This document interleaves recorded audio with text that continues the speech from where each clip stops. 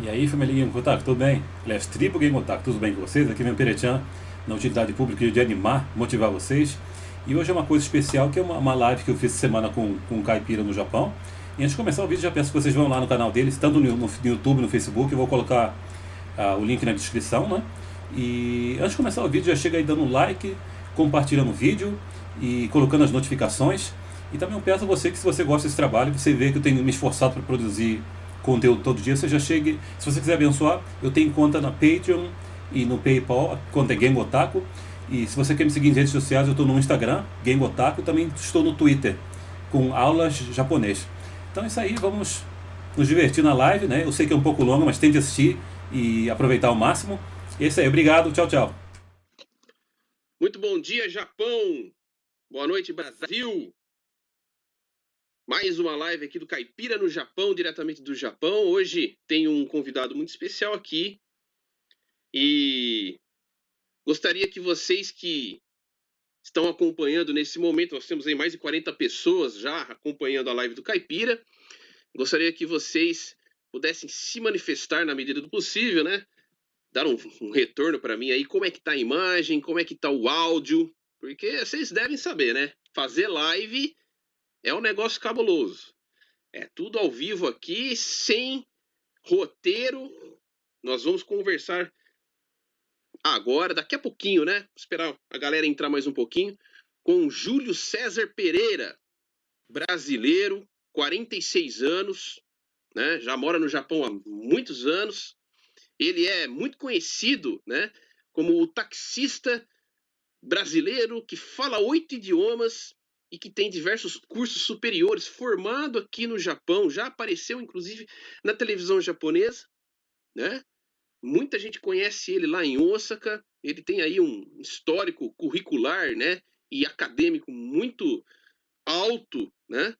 E recentemente o Júlio deu um depoimento, né, em uma matéria da jornalista Ana Paula, e ela publicou essa matéria. Eu publiquei essa matéria, postei na minha página, e isso acabou causando aí um certo alvoroço, né, dentro da comunidade brasileira. Muitas pessoas não entenderam o porquê do desabafo dele, onde ele diz que tenho, né, diversas formações acadêmicas, tenho faculdade, o Japão investiu em mim, mas não me dão emprego. Esse foi o desabafo do Júlio.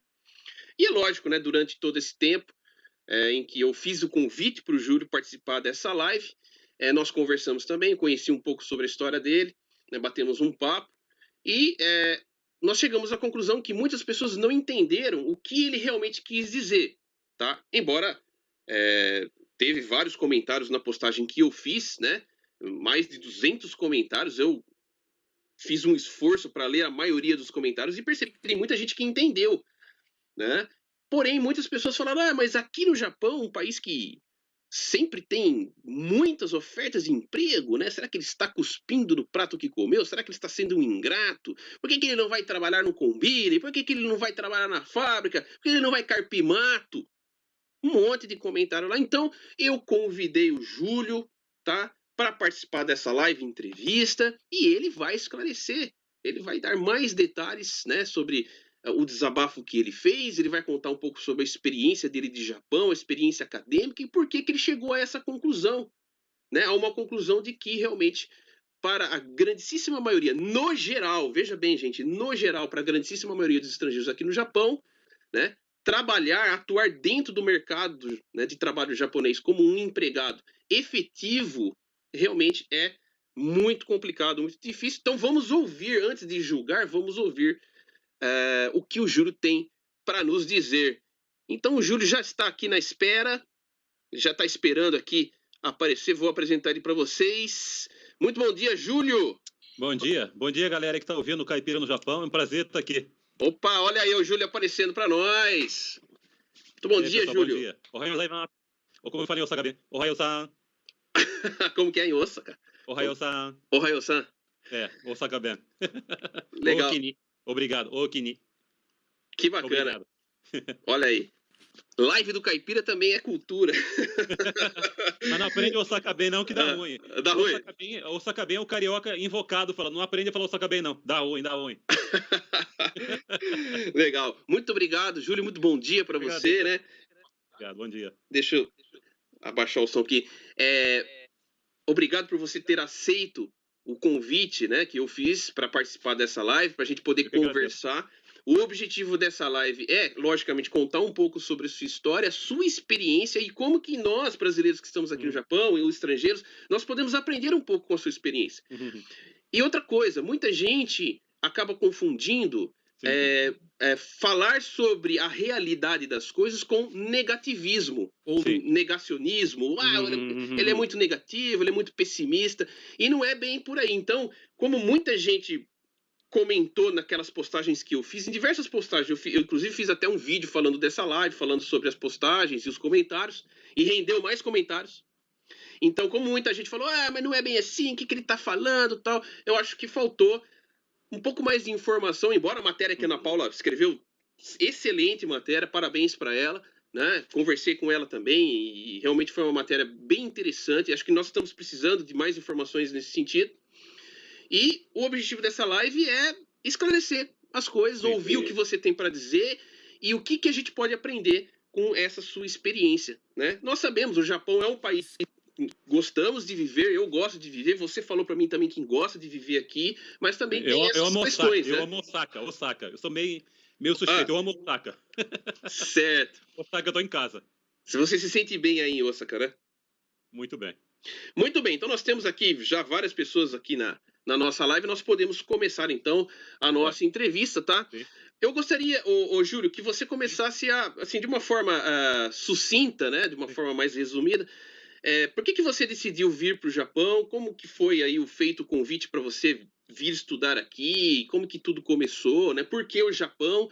Sim. E por que você decidiu ficar aqui ao invés de retornar para o Brasil, né? Depois de você ter adquirido o conhecimento. E quais são as áreas que você estudou e quais são as línguas que você fala, né? Porque algumas línguas você domina, outras você fala apenas o básico, né? Sim. Gostaria que você falasse um pouco sobre os seus skills, né?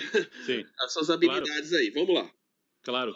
Bom, você me apresentou, eu sou Júlio César Pereira, e para complementar o sobrenome da Silva, totalmente brasileiro, e olhando lá os dois lados da minha família, só tem brasileira da quinta geração, não tem nada estrangeiro, brasileiro mesmo. E estou aqui há 22 anos, não explicou anteriormente, 22 anos, né? Vim em 98 para fazer um mestrado, e a minha história com o Japão é que, desde criança, eu tenho interesse com o Japão. Antes, para começar a explicar já, que o pessoal que fala que eu odeio o Japão, que eu sou hater, né? Assim, eu amo o país, né? E a questão de hoje é falar sobre trabalho somente, né? Só assim, explicando melhor, né? Mas eu comecei, assim, ter interesse no Japão desde a minha infância. Eu assistia Tokusatsu, né? Gostava de assistir aquele negócio de Ultraman, Spectroman, né? E aquelas letras japonesas que apareciam nos filmes, no final me cativavam. Eu falei, eu tenho que aprender esse negócio, né? Eu completei 12 anos e comecei a fazer judô, e o interesse, ele cresceu mais ainda, né? Eu queria saber o que significava Ippon, Seoi, Nage, Kataguruma, essas técnicas de judô. E aos 15 anos, assim, por influência de um colega de classe, né? Ele era descendente japonês, era o Roberto, o nome dele era Taketa, né? Ele me emprestou uns livros de japonês, que são até o livro que eu cito muito no meu vídeo, Como Eu Aprendi Japonês. Se você quer aprender japonês, eu recomendo o livro Nihongo no Kiso. Kiso quer dizer base, né? A base da língua japonesa. Eu comecei a aprender japonês e foi assim uma coisa meio sem compromisso, né? Eu comecei a aprender hiragana, katakana quando eu tinha 14, 15 anos, né? Aí gostei do negócio, falei, tem que aprender esse negócio. Aí comecei a aprender. Quando eu tinha 16 anos, eu comecei a fazer aulinha particular de japonês. Eu falei, eu vou fazer japonês na faculdade, né? Aí estudei um ano, fiz aulas particulares um ano, né? Aí entrei na UFRJ em 91, comecei a aprender japonês, né? E na faculdade a gente vai obtendo muita informação, e é também um lugar que tem muitas oportunidades, né? E eu soube que tinha bolsa para ir para o Japão. Para mim era uma coisa assim inimaginável vir para o Japão, porque eu sou de origem humilde, né? Mas eu falei, poxa, se tem essas oportunidades, eu quero tentar, né? Então, nessas oportunidades aí, em 93, eu consegui uma bolsa da Fundação Japão, né? É um programa de 2 semanas da Fundação Japão para a pessoa vir aqui experimentar a cultura, passear. Então, eu vim aqui, foi até na Fundação Japão, ali em Saitama, né? Agora isso mudou. Antigamente era o Omiya, agora acho que é Saitamashi. Então eu cheguei ali em 93, teve passeio, né? Fui a Hiroshima, Kyoto, né? E passei em Tóquio. E a paixão pelo país aumentou. E falei, pô, quero vir aqui estudar de novo para melhorar meus conhecimentos de língua japonesa. Ok. E daí, sim. Por favor, pode, à vontade. Não, pode continuar. E aí eu gostei do país, né? Em 93 também me deparei com um dialeto, que acabou sendo minha pesquisa de mestrado, né? Eu escutei o Kyoto bem lá, que parece muito com o dialeto que eu falo aqui em Osaka. Eu falei, nossa, essa língua é diferente, interessante, né? Me interessei, resolvi vir para o Japão de novo. Dessa vez que eu vim em 94, foi com uma bolsa do MEXT, que muitos devem conhecer, que é o Ministério da Educação, que é o Mombogakka. Antigamente chamava Mombosho, né? Então eu sou ex-mombucheiro, né? Quem ganhou bolsa sabe dessa coisa aí, né? Então morei um ano em Okinawa, estudei a língua de lá, que é o Uchinaguchi. Não lembro tudo, né? Só lembro... como é que fala? Chuganabira. Bom dia. Wane juru nishaibin. Mishito shoti utabi mishebiri. Se tiver Uchinanchu aí me corrige, porque o meu Uchinaguchi é de Narra, né? Mas aprendi o Uchinaguchi, né? E que também foi usado. O bom é que eu fui juntando todas essas bolsas. A bolsa de 2 meses me levou a vir para 94, né? Aí me interessei mais, estudei a língua de Okinawa, que foi tema de pesquisa para a vinda de 98, que foi a última que eu vim para cá, né? Nessa vez de 98, terminou, eu fiz esse curso em Okinawa de 1 ano, ou seja, eu tranquei minha matrícula lá a propósito, eu estudei na Federal do Rio de Janeiro, né? O FRJ, que na época era uma das poucas faculdades com graduação em língua japonesa. A outra faculdade boa que eu conheço para a língua japonesa é a USP. Na época eu também acho que tinha japonês na Federal do Paraná e na Federal da Bahia. Eu acho que só tinha nessas 4 universidades. Então eu me formei na UFRJ, só que para fazer o curso de Okinawa eu tranquei a faculdade 1 ano, morei em Okinawa com a bolsa, né? Voltei para o Brasil, me formei na UFRJ em 96 e nesse período também eu estudei alemão, que é uma das outras línguas que eu tenho de trabalho, né? E, bom, terminando a graduação lá, eu tentei a bolsa uma vez, né? Interessante na minha trajetória é que eu nunca passei de primeira nas bolsas, né? Então a gente não pode desistir, né? Então eu tentei a bolsa da Fundação Japão 2 vezes, na segunda vez eu passei, para Okinawa mesma coisa, e em 98 finalmente ganhei essa bolsa e vim fazer um mestrado aqui, né? Que é o que repercute na minha estadia até hoje, né? E falando sobre idiomas, eu sempre tive essa coisa, interesse em cultura estrangeira, línguas estrangeiras, né? Eu comecei a aprender idiomas, depois que eu entrei em contato com o inglês na escola, eu me apaixonei, aprendi inglês. Aí, quando eu tinha 16 anos, comecei a estudar alemão também, junto com o japonês. E na faculdade foi bom, porque eu tive a oportunidade de estudar várias línguas, né? Eu, junto com o japonês, estudei alemão. Eu também fiz um mini curso de polonês. Comecei a aprender hebraico, mas esse eu não falo fluente. Estou estudando no momento, né? E depois de vir para o Japão, a melhor coisa que eu... Bom, fora a oportunidade de fazer o meu mestrado, eu tinha uma bolsa boa na época, que era de 180 mil, né? Então eu investi bastante. Eu não sei se dá para ver aqui, mas tem uma estante cheia de livro, né? Livro. Dá pra ver, sim. Abaixo da direita, só idioma, dicionário, né? Uma hora eu faço uma live aí. Aliás, no meu canal do YouTube eu faço uma apresentação aí dos livros, dicionário, gramática, né? Isso, então, a gente vai falar depois um pouco sobre esse seu trabalho aí, mais recente, né, com a internet, né? Mas pode continuar, ô Julio, tranquilo. Mas então, eu vi essa oportunidade tão grande de eu fazer o meu mestrado, e quando eu cheguei, eu descobri aqueles cursos de idiomas da NHK, todo mundo deve conhecer, né? E no primeiro ano eu fiz os cursos de 5 idiomas. Eu mandei ver coreano, chinês, russo, italiano e francês. Desses aí eu acho que eu aprendi o básico de francês, coreano e chinês, né? E foi que comecei a falar. E sobre idiomas, eu diria assim que eu falo 8, só que não é assim aquele cara. Eu falo todos super fluente, tipo, conversar com o nativo não é assim, né? Idioma que eu tenho para trabalho mesmo, que eu já usei como tradutor especialmente, intérprete, foi inglês, japonês, alemão e espanhol, né? Fora isso, eu usei assim para... Por exemplo, eu fui na Coreia uma vez, eu me virei bem em coreano, né? Nível básico. Mandarim também eu usei bem na China, né?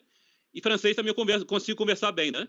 E esses são os 8 básicos, mas quando eu trabalhei em Kyoto com táxi, eu percebi que eu falo holandês e italiano. Mas daquele bem básico, onde vai, me apresentar coisa básica. Então, juntando tudo dá uns 10 idiomas. É bem básico mesmo, né? Inglês, chinês, coreano e francês eu me comunico bem. Agora holandês e italiano é bem básico mesmo, né? Mas isso aí é minha trajetória com idiomas, né? E com que legal. Estudo no Japão, sim. Isso, então essa é a sua trajetória com os idiomas. Você é um poliglota, né? Sim. E com relação à sua formação acadêmica, sim, no geral, então, né? Até o momento, como é que está a sua formação e a sua área, pelo que você falou para mim nas conversas que nós tivemos, né, durante essa semana, você é formado em área de humanas, né? É isso? Exatamente. sou formado em letras no Brasil, né? O curso no Brasil de letras, no caso, ele inclui a língua portuguesa mais o idioma estrangeiro. No FRJ, na época, havia oito cursos de línguas, né? No caso, eu fiz português e japonês. E concomitantemente, eu comecei a puxar matéria de alemão. Faltou um semestre para me formar em alemão. Ou seja, sou praticamente formado em alemão também, né? E em Okinawa, onde eu estudei na Universidade do Ryukyus, que também é uma faculdade, é uma universidade pública do Japão muito boa, por sinal, né? Em japonês chama Ryukyu Daigaku, ou abreviando Ryudai, foi onde eu estudei, né? Então lá eu fiz um curso da bolsa do Mombo Gakka, quer dizer, do MEX. É uma bolsa chamada Estudos Japoneses, né? Em japonês é Nihongo Bunka Kenkyusei. Então eu fui lá estudar língua japonesa e cultura japonesa, bolsa de 1 ano. E aqui no Japão eu fiz mestrado em língua japonesa e sociolinguística, quer dizer, também na área de letras. Eu sou formado pela Universidade de Osaka, Osaka Daigaku ou Handai, nos meios populares. Então essa é a minha formação, letras, né? Que legal. Júlio, olha, primeiramente, né, parabéns aí por todo o seu esforço, né, nos seus estudos. Realmente é um exemplo a ser seguido, né? E, enfim, né? Fico realmente admirado com todo o seu esforço e com toda a sua dedicação, e isso mostra que você realmente gosta de aprender sobre novas culturas, porque os idiomas, quando a gente aprende um idioma novo, eles estão intrinsecamente ligados à cultura daquele país, à cultura daquele povo. Então, realmente é maravilhoso o seu exemplo, né? Parabéns. Ô, Júlio, olha, nós temos no momento, né, 94 pessoas já assistindo a nossa live, e... E olha, eu vou conversar um pouquinho com o pessoal que tá assistindo a live, vou ver aqui os comentários que a galera tá deixando, tá? E vou pedir também pro pessoal compartilhar. Dá um minutinho só. Fica em stand-by aqui, deixa eu só colocar a minha imagem aqui. Olha aí, galera, nós no momento, né, já, quase 100, né, pessoas assistindo. Pessoal, vamos bater a casa dos 100, vamos chegar em 150 e 200. Peço para você... Live bombar. Vamos bombar. Peço para vocês, galera, você que está assistindo essa live aí, você que está acompanhando, compartilhe. É só compartilhar, dá um share aí, tá? Um compartilhamento para todo mundo ter acesso a essas informações, que o bate-papo que nós vamos ter aqui, nós já começamos, né? O bate-papo também que nós vamos ter aqui com o Júlio, vamos continuar com o Júlio, é de extrema importância para nós termos uma visão de como realmente são as coisas aqui no Japão, né? Para que a gente possa, de repente, né, Júlio? A gente estava conversando ontem, de repente até driblar essa situação, né? Usar o nosso jeitinho brasileiro do ponto bom, né? A questão boa do jeitinho brasileiro. Eu digo flexibilidade, aquela né? Flexibilidade. A força de improviso que nós brasileiros temos para, de repente, driblar essas situações aí. E enfim, eu acho que toda a informação ela é muito bem-vinda. Mas vamos conversar aqui um pouquinho com a galera. Deixa eu só ver aqui os comentários do pessoal. Então, vocês que estão assistindo essa live, peço, por favor, que compartilhem essa live. Já passamos de 100, estamos em 106 pessoas já assistindo. Que bom. E deixem perguntas, tá, gente? Vamos usar esse espaço aqui, essa oportunidade que estamos tendo no momento, para fazermos perguntas para o Júlio, tá? Não é só eu que vou fazer pergunta para ele, vocês também podem participar, por isso que eu fiz uma postagem ontem, já fiz aquele vídeo, né, convidando vocês a participar. Então participem, pessoal, participem, que isso é muito importante. Eu tenho certeza que essa live vai ser de extrema importância para todo mundo que tem interesse em viver no Japão, trabalhar no Japão, estudar, ou então até mesmo procurar outras oportunidades fora do Japão, né? Como o Júlio já está fazendo, nós vamos chegar nesse assunto, tá? Então vamos ver aqui. Olha aí, Júlio. Deixa eu ler aqui um pouco o comentário da galera, tá? Vamos lá aqui, deixa eu colocar você também na imagem. O Ander, olha, eu não sei se eu vou conseguir ver todos os comentários, tá? Mas o Ander Ikeda, ele tá perguntando assim, ele tá fazendo uma pergunta para você responder. Sim. Vamos deixar a pergunta para ele depois, então. Olha, sim. Felipe Prevotti, boa noite, Júlio. Falando boa noite para você, né? Que tá no Brasil. Ele tá no Brasil. Felipe, boa noite, Felipe. O Felipe sempre acompanha aqui as lives, né? E acompanha os meus vídeos, né? Joaquim Silva, bom dia, Caipira, bom dia, Júlio. Né? Bom dia, Joaquim. Joaquim, que fala da cidade de Tiril, aqui na província de Aichi, né?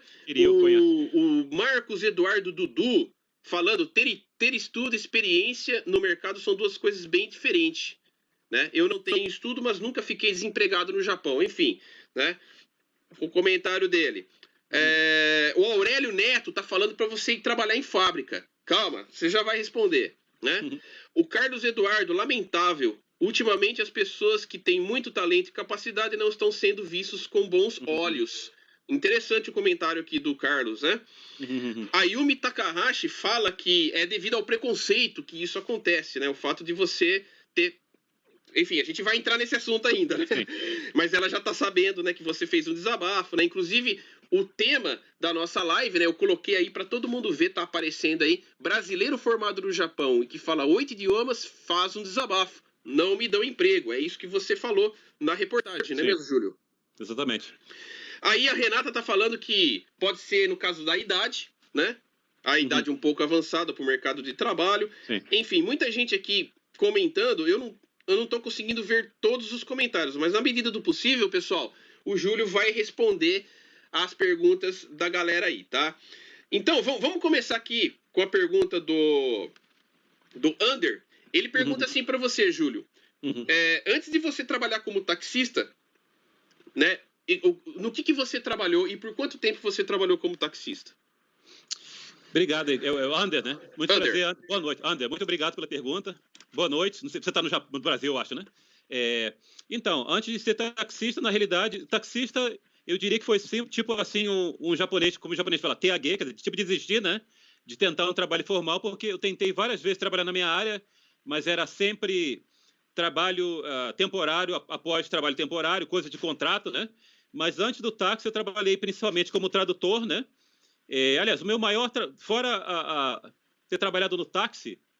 Aliás, antes de trabalhar no táxi, eu estava trabalhando na Apple como atendente. Eu não sei se tem Apple Store onde você mora, né? Aqui no Japão tem Nagoya. E Nagoya. Em Osaka. Eu trabalhava na Apple, aqueles caras de camisa azul vendendo iPhone, né? Aqueles caras que já chegavam na loja, irashaimase, nani ka osagashi desu ka? Então eu ajudava o pessoal na Apple, né? Atendi vários idiomas. Só que meu trabalho na Apple era temporário. Antes disso, eu trabalhei em vários lugares como tradutor técnico, intérprete. Só para você ter uma ideia de onde eu trabalhei na Honda. E foi a razão pela qual eu saí de Osaka uma vez para tentar a vida, né? E quando eu saí de Osaka, eu era professor universitário na Universidade de Estudos Estrangeiros de Kyoto, que em japonês é Kyoto Gaikokugo Daigaku, ou mais abreviado, Kyoto Gaidai. Eu trabalhei por 5 anos e o trabalho era temporário e com contrato. Aí eu fui para a Honda em Tochigi, né? Primeira vez que eu saí de Osaka nesses 22 anos de Japão. Trabalhei como tradutor técnico, amava meu trabalho, só que, infelizmente, os idiomas não são valorizados aqui, os trabalhos são sempre temporários, com contrato, e foi até bom na época que eu resolvi problemas de carros Fit no Brasil, porque na época eu tinha começado a fabricar o Fit, né? E participei de várias reuniões com os engenheiros para achar contramedidas para problemas dos carros. Eu amava o trabalho. Ia junto com os engenheiros, traduzia, fazia videoconferência, fazia interpretação, mas infelizmente acabou o contrato, voltei para Osaka, e passei por vários lugares, vendi carro para o exterior, né? Carro usado, vendia para Suriname, Guiana, nesse tempo eu usava inglês, né? Vendia carro para onde? Para a África, para o Quênia, né? E trabalhei também na Kawasaki, indústrias pesadas, com coisa relacionada a estaleiro, quer dizer, área técnica de navio. Trabalhei na Mitsubishi em área relacionada a trens, né? E trabalhei também onde? Foram basicamente nessa, Mitsubishi elétrica, e na Kawasaki Juko, como tradutor intérprete, como eu falei, é sempre temporário, é sempre contrato, e eu ficava pulando de emprego para emprego, não me estabilizava em lugar nenhum, e no final das contas, eu não tinha nada, nunca tinha sido Seishain, ou seja, funcionário efetivo, e acho que é o sonho de todo mundo que mora no Japão, né? Eu só consegui ser Seishain no táxi, que não tem nada a ver com a minha área, né? Entendi. Então, táxi, sim. Aí, depois dessa experiência, você se tornou taxista. Por que você... Como que foi essa questão de você se tornar um taxista? Você falou, eu quero ficar aqui mesmo, perto em Osaka mesmo? Como que foi? Quero ficar aqui na região, trabalhando aqui por perto. Por que você decidiu se tornar um taxista? Mas simplesmente, como eu falei, todos os trabalhos que eu tive, citando desde o começo lá na universidade em Kyoto, todos os trabalhos eram com contrato, né? Contrato de 1 ano, ou na Honda e nas outras firmas que eu trabalhei era contrato renovável, via empreiteira, né? Hakengaisha. Hakenshain. Exatamente, era Hakenshain todos, né? Só na Universidade de Kyoto que era contratado direto, mas era por contrato renovável por ano, né? E depois que eu casei em 2004, eu cansei, isso voltando a Kyoto, onde eu dava aula, né? Eu queria um trabalho estável, né? E eu fiquei tentando isso em vários lugares, não consegui, e eu resolvi ir para o táxi exatamente porque o trabalho era em tempo integral e como Seishain, ou seja, funcionário efetivo. que é a minha luta até hoje, né? Por isso que eu fico pulando de emprego, né? E, não, mas sem fugir do assunto, eu acabei indo para o táxi porque eu queria ser Seixain e trabalhar em tempo integral e com um contrato estável, né? Por isso que eu comecei no táxi. Porém, não era uma área em que você, né, havia se dedicado, né? Não era a área que você queria atuar. Muito bem, vamos ver aqui. Tem algumas perguntas bem interessantes aqui. O Frata Vader fala assim, na sua opinião, né, você acha que um brasileiro sem descendência com domínio da língua japonesa tem chance de ter uma chance de trabalhar e morar no Japão? Mas aí já é praticamente a sua história, já é a resposta para essa. Quer dizer, existe uma chance muito grande de você atuar no Japão, mas tem essa questão, né? Sim. Tem uma diferença de contrato. A maioria consegue contratos temporários, né? Trabalhando como um Haken Shain, ou seja, como um terceirizado, que no caso é basicamente a história da sua vida, né? Laboral aqui no Japão, né? Seria isso. Vamos ver aqui a pergunta do pessoal aqui. Olha só.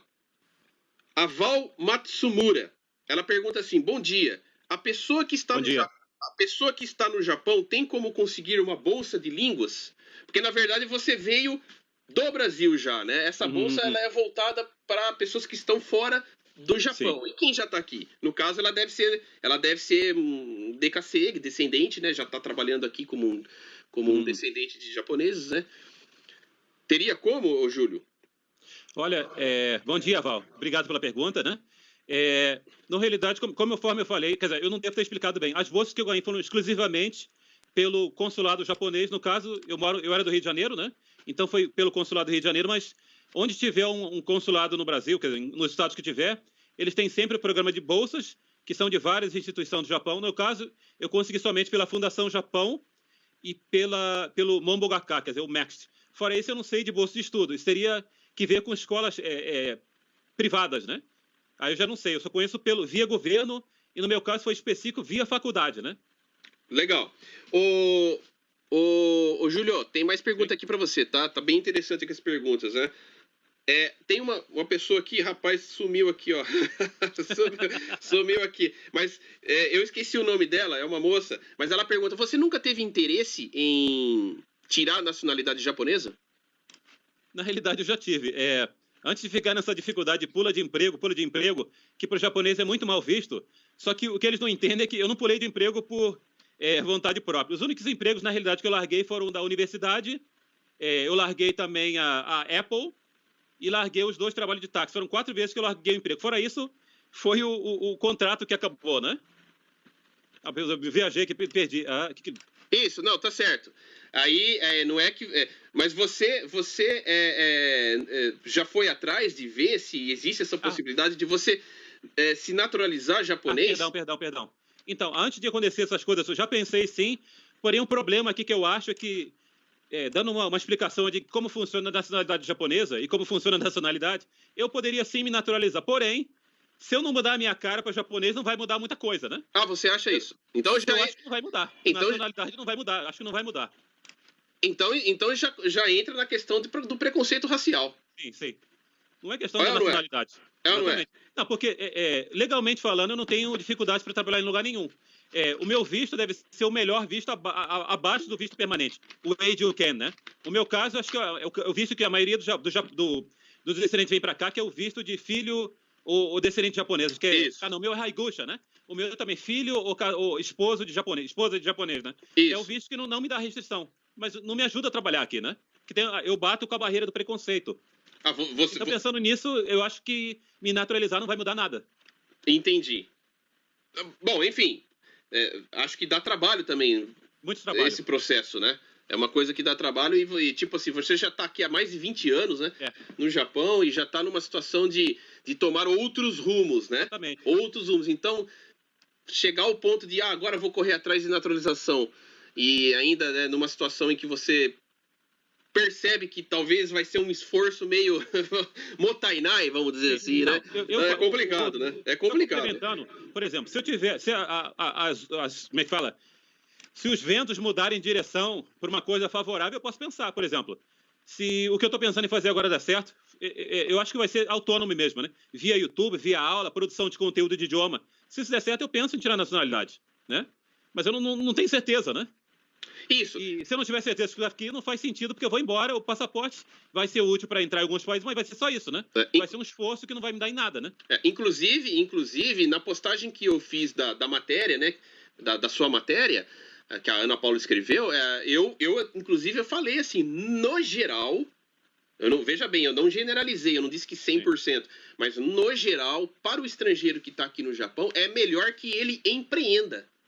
Exatamente. É muito melhor que ele use o conhecimento dele, que ele adquiriu, quer seja numa faculdade no Brasil, ou mesmo aqui no Japão, whatever, né? Exatamente. Que ele empreenda. Só que, por incrível que pareça, Júlio, muitas pessoas que deixaram comentários ali também enxergaram isso de uma forma negativa. Então é aquilo que cai naquilo que eu falei para você. Né? Você ser realista sobre as coisas soa negativo para alguns. Exatamente. Porque a pessoa, ela tá focando no que eu tô falando sobre esse assunto e ela leva isso tudo como negativo. Ela não conhece minha opinião sobre o resto. E eu não tenho nada assim quanto o Japão. Aliás, se eu for botar numa escala de 1 a 10 sobre o Japão, eu daria nota 8,5, né? Porque, na realidade, é uma coisa tão pequena que eu tô passando luta, que é coisa de emprego, comparado com o resto. É só emprego, gente. Eu não odeio o Japão, não odeio japonês, não quero que morra, eu não vou cantar fogo aos racistas, eu não vou cantar um negócio desse. Isso é ridículo. Se eu tô sofrendo por discriminação e quero que o racista morra, eu não sou diferente dele, né? Exatamente. Não é por aí, gente. Não odeio o Japão, não odeio ninguém. Se eu odiasse o Japão, eu não tava aqui. Exatamente. Inclusive, você é casado, né? Sua esposa é japonesa. Então, exatamente. Olha a prova maior. Minha esposa é japonesa, meus filhos nasceram aqui. Como é que eu vou odiar japonês? Não tem sentido. Não tem sentido, né? Ou ficar dizendo, tá cuspindo no prato que comeu. Sim, não, muito pelo contrário. A minha vida, as minhas realizações estão graças ao povo japonês e ao governo, que me deram essas bolsas maravilhosas. Eu calculei mais ou menos que investiram não, misericórdia, investiram em mim $120 mil. Foram os 4 anos que eu estudei em Osaka, mais um ano que eu estudei em Okinawa, eles deram a bolsa, né, pagavam lá. Quando eu morava em Okinawa, eu ganhava 140 mil por mês, é o meu salário de estudante, né? E em Osaka eu ganhava 180 mil por mês por 4 anos e pagaram a passagem de vinda para cá. Se eu tivesse voltado para o Brasil, quando eu terminei minha estrada, eles pagariam a volta, mas eu não voltei, eles não pagam, é claro, né? Agora, quando eu vivi para Okinawa, era passagem paga, visto pago. Quem quer uma coisa melhor que essa? Eu vivi como um rei por 5 anos, né? Eu não posso pegar e simplesmente cuspir no chão. Seus miseráveis, eu não vou fazer isso. Isso não faz sentido o negócio desse. Isso é falta de ética, né? Ô, Júlio, e se você fosse americano? Isso é uma boa pergunta. O pessoal questiona isso muito. Eu não sei, olha... Ou europeu, né? Europeu, né? Muita gente fala isso, né? Eu não sei, é aquela coisa do pessoal com pensamento meio racista, o pensamento de que preto é inferior a branco, né? Olha, a minha visão de Japão só tem 2 tipos de estrangeiro. É a minha visão em 22 anos, né? O cara, ele é branco europeu. Aliás, eu não diria branco em geral. Eu separaria o caso entre talvez o branco americano e o resto. Até, a europeu também entra um pouco nessa onda, né? Se o cara aqui é branco, ele vai ser professor de inglês. Pelo menos a maioria que eu conheço branco aqui é americano. Eu tenho muitos amigos, por exemplo, quando eu dava lá aula em Kyoto, o pessoal fala que a vida de gringo aqui americano é dar aula de inglês, né? Então, eu acho que o cara não teria mais vantagem que eu. E fora o professor de inglês, tem o resto, que somos nós, que é o pessoal que vai fazer o serviço que eles chamam de Sankei, né?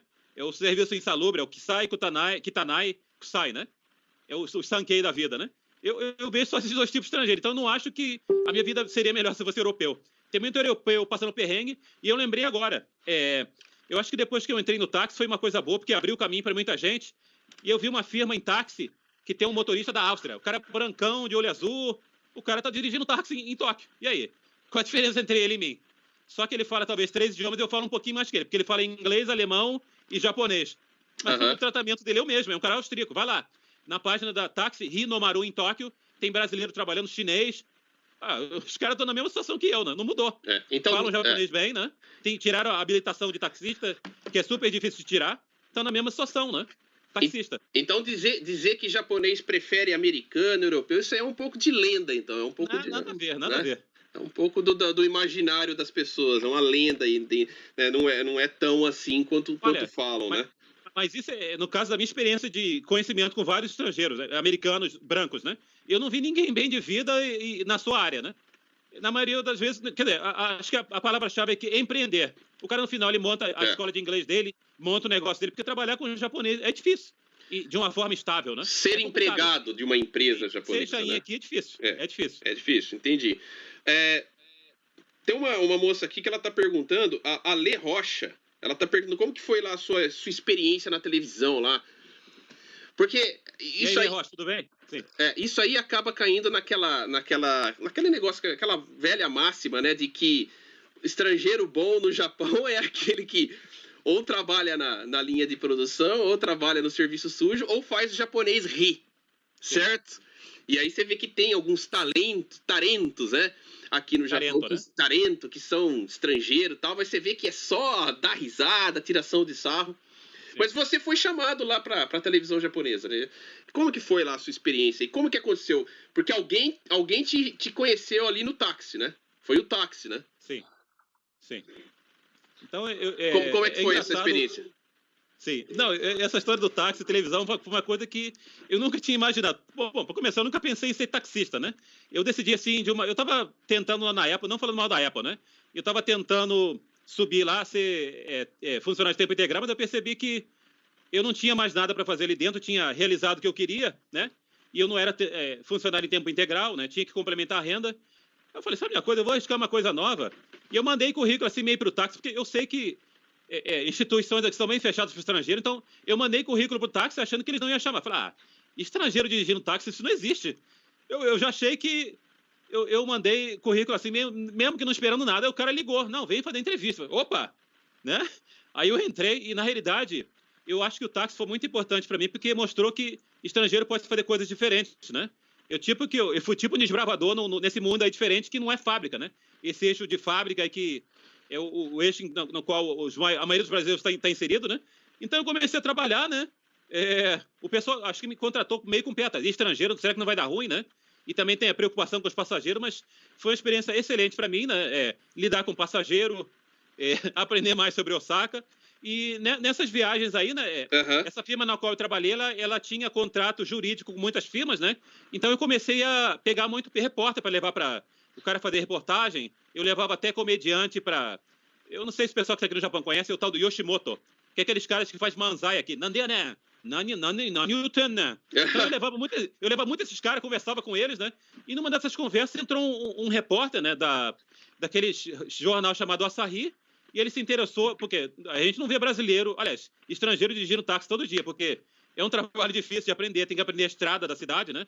Tem que saber o mapa da cidade bem. Não é tão fácil assim, né? A habilitação é um pesadelo. E eu lembro que eu nunca fiz uma prova tão difícil na minha vida. Eu fiz a prova da habilitação, eu reprovei 3 vezes, né? Aí na 4ª vez eu passei, eu chorei. Falei, que prova difícil. Aí eu tava lá conversando com outro cara que fez a prova. Aí ele falou, cara, para de fazer drama, cara. Teve cara que reprovou 8 vezes. O quê? 8 vezes? Caramba. Então foi um negócio difícil, né? Aí esse cara me viu no táxi e falei, poxa, o que você tá fazendo no Japão? Ele começou a perguntar, ele perguntou, você se importa que eu te entreviste? Eu falei, não. Aí ele começou a me entrevistar, viu minha trajetória acadêmica, né? Via coisas dos idiomas, se interessou, escreveu um artigo, né? Eu falei, que bom, eu vou aparecer no jornal, apareci, né? Aí dali que começou a bombar o negócio, porque as televisões começaram a ver. Falei, não, vamos entrevistar esse cara, porque não existe taxista estrangeiro, né? Aí eu apareci num programa da NHK no final de 97, né? Acho que é o taxista falando em 8 idiomas, né? Aí aquilo bombou, daí me chamaram para fazer programa na Yomiuri, fiz um programa parecido, né? E da Yomiuri foi legal, porque esses 2 programas tinham sido 5 minutos. Uma televisão lá em Yokohama me entrevistou, né? Foi um programa de 1 hora.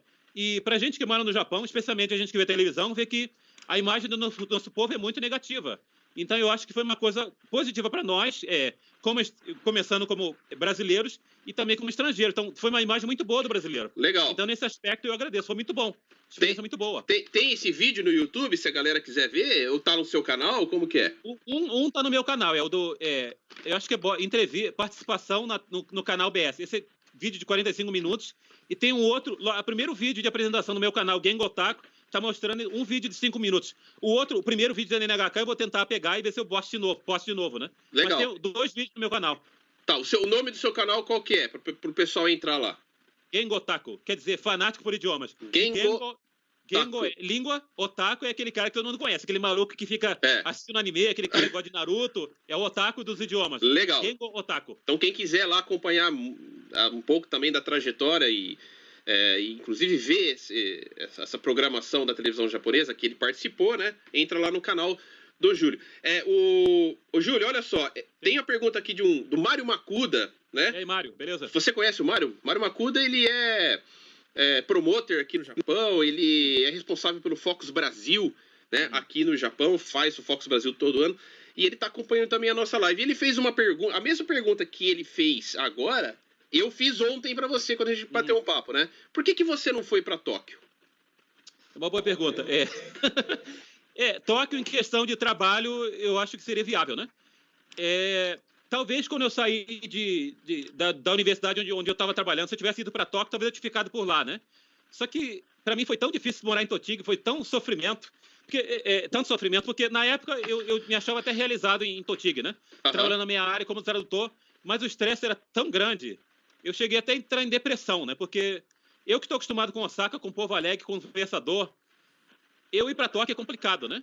E eu poderia tentar Tóquio, é verdade, tem muito trabalho, só que eu não sei se compensaria o salário, que também eu não acho que é tanto, porque o custo de vida é muito mais alto do que aqui. Mas você foi, né? Não exatamente em Tóquio, mas naquela região...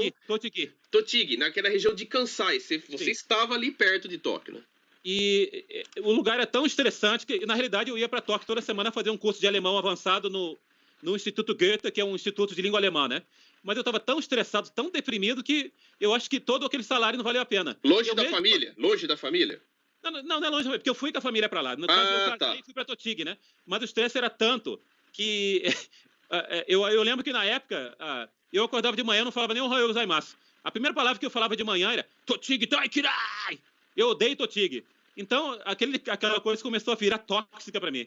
Legal. E o problema não era... A minha esposa não aguentava reclamando, eu não me aguentava reclamando, eu estava super infeliz lá. Eu falei, eu vou voltar para Osaka, que é um lugar que eu me sinto em casa, me sinto feliz. Então eu prefiro escolher um lugar onde eu estou em casa. Por isso que eu não vou para Tóquio. Entendi. Eu não gosto daquele ambiente estressante.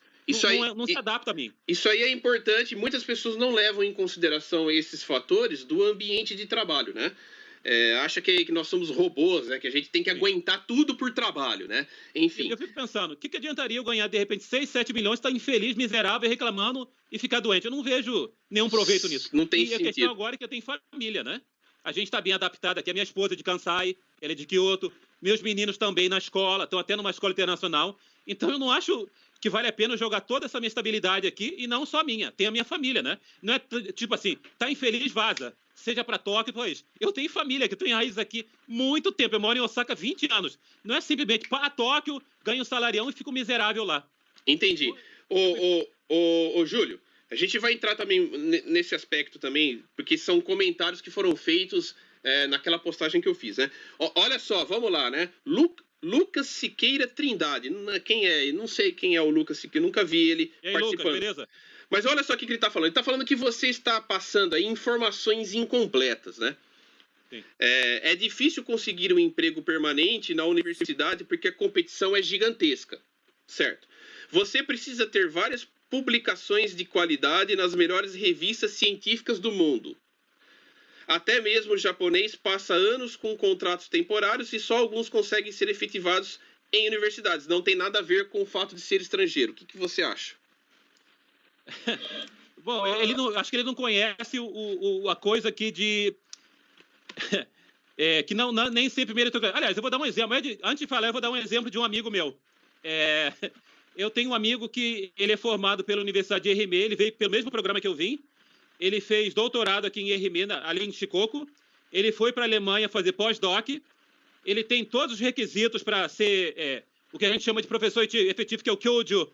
Todos os japoneses que vêm depois, que não têm o gabarito dele, não têm as publicações, esses caras viram Kyoju na frente dele. Eu acho que isso aí já responde a sua pergunta. E no meu caso, não necessariamente são as publicações.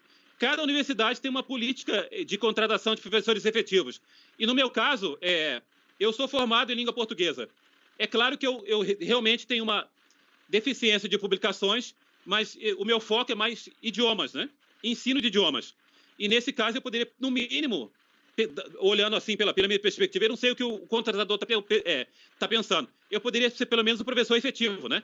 Talvez eu não pudesse ser Kyoju, que é o professor titular, né? Mas eu poderia ser Sennin, no mínimo trabalhar em tempo integral e trabalhar no meu doutorado.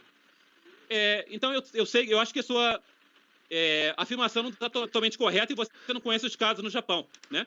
No meu caso, sim.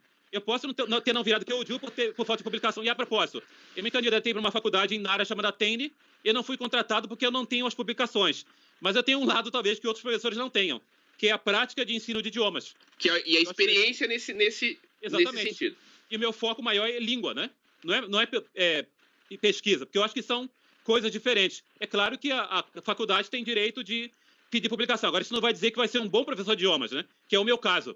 Entendi, que no caso da sua área que você estudou, né? O Ivo Ferreira tá falando assim, bom dia, ele não consegue emprego ou ele não quer ganhar pouco?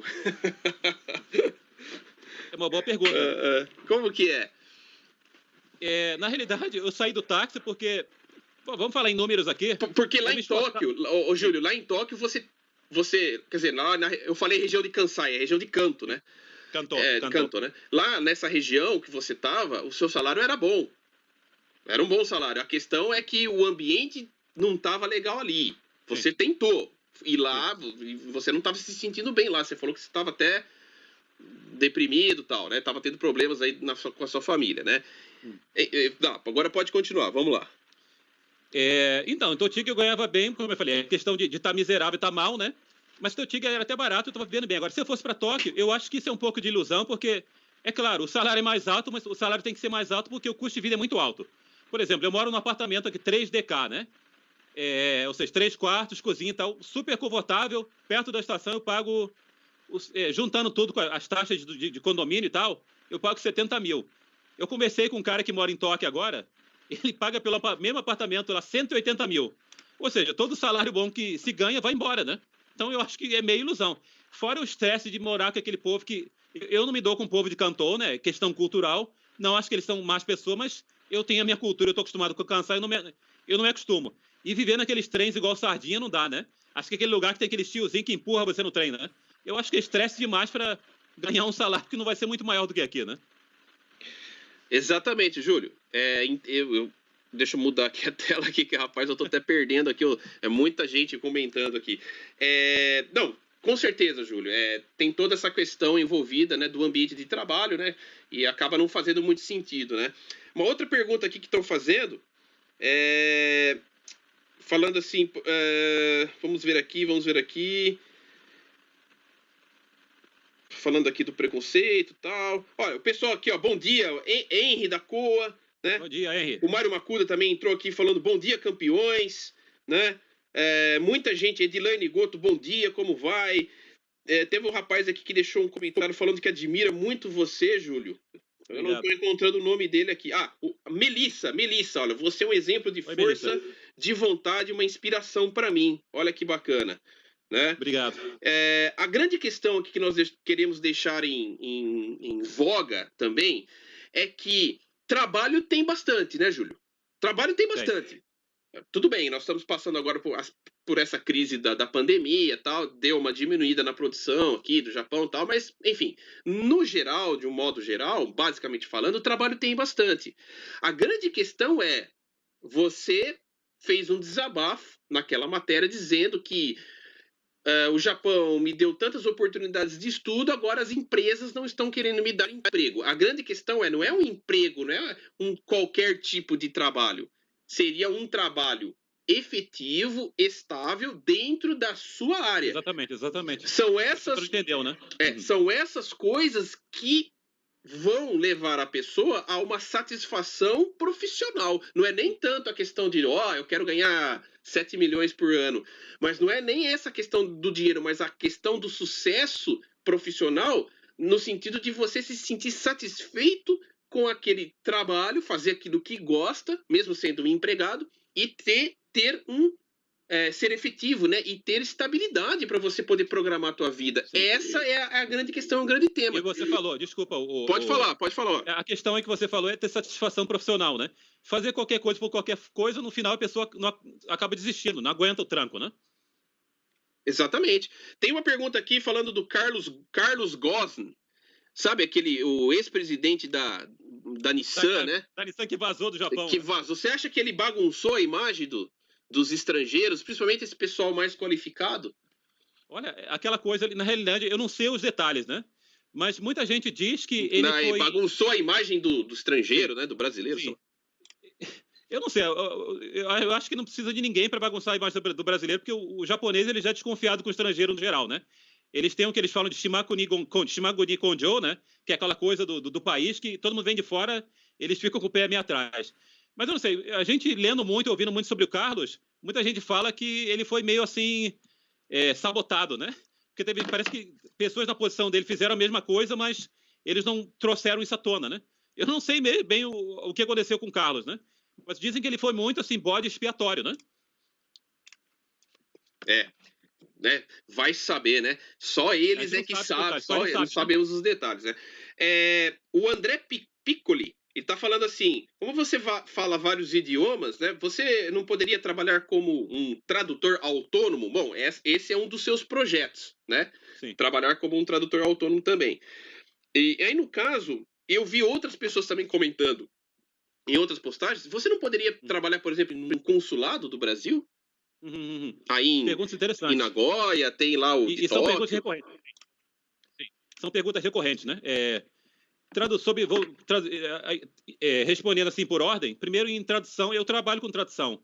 Só que o problema de tradução é assim, se eu não tiver o meu site e meus clientes que me mandam o projeto direto, eu vou estar trabalhando para os outros ganhando a metade ou um terço do salário, né?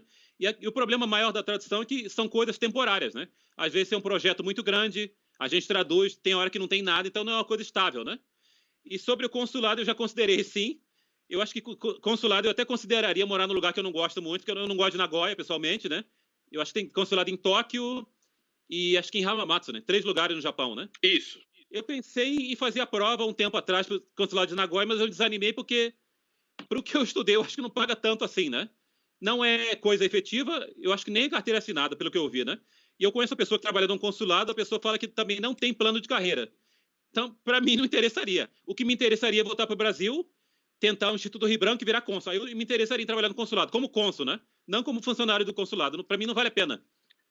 Não vai ter estabilidade também, né? Entendi. A Juliana KDM, não sei se é assim que pronuncia. Oi, Juliana. Olha, veja bem, olha o que ela está colocando aqui. Será que você não percebe que aqui no Japão empregos para formados faltam até para os nativos? Isso acontece, lógico, porque existe uma competição dentro do mercado de trabalho, né? Empregos que necessitam são somente os serviços braçais, coisa que o povo japonês já não dá conta, por causa do envelhecimento. Se você realmente quer um serviço, desce do seu patamar e venha trabalhar aqui embaixo nas fábricas. Será que ela entendeu a questão aqui, né? Mas responde aí, vou deixar você responder. Interessante. Eu acho que esse questionamento é interessante porque a pessoa não conhece a minha experiência, a pessoa não sabe o quanto está procurando emprego, né? E vamos falar sobre população japonesa, né? O que ela está falando é que está faltando emprego para os recém-formados, né? Perdoa, mas se o cara é recém-formado, ele não está conseguindo trabalhar, eu acho que ele não é tão capacitado, né? Ou ele não vai atrás. Eu tenho certeza que o cara não tem tantos não quanto eu tomei, porque eu estou procurando emprego mesmo, né? Vamos botar o Japão em perspectiva. Para começar, quantos... Não, vou pedir sua ajuda, Pode falar.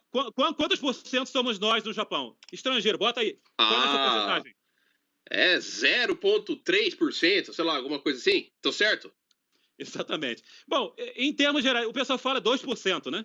Só que, no meu caso, as vagas para as quais eu estou me candidatando, eu acho que eu não estou competindo nem tirando a vaga de ninguém, porque para o cara chegar e se candidatar para uma vaga dessa, ele tem que saber japonês igual o japonês, e eu creio que eu tenho maior formação do que a maioria dos japoneses, né? Pelo menos eu não perco para um japonês em questão de capacidade e... capacidade e formação, né? Informação, então, assim, exatamente. Então eu não acho que... eu não acho que o recém-formado não está achando por falta de oportunidade, mas é porque ele não está preparado, né? Eu não entendo esse argumento, né? E exatamente. E aí tem aquele outro, mito. Tem aquele... Um adendo. E no pode falar. No meu caso, eu estou me candidatando para coisas que eu sou infinitamente superior ao japonês, que é idiomas. Vamos conver aqui. O japonês é bom em muita área. Agora, em comunicação, idiomas estrangeiros, eu falo porque eu estou aqui, eu dei aula na universidade, os caras são horríveis. Horríveis. Eu duvido um japonês ganhar de mim em idioma. E isso não estou falando, querendo comentar, querendo me vangloriar, de que eu não vou achar ninguém que fala mais idiomas que eu. Tem gente que fala mais que eu. Agora, o cara competir comigo em inglês e, mais do que isso, facilidade de comunicação eu acho meio difícil. Tá, entendi.